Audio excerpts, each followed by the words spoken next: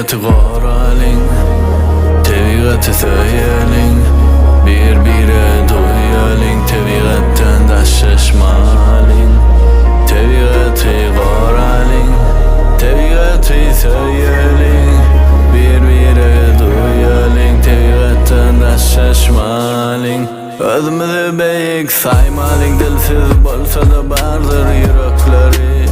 Olarının sevgisi adamınkidan hem güçlü. Köpüsü vefalı, adamdan hem akıllı. Tebigatam hayvanlarım, Allah'ın yaradan zatları.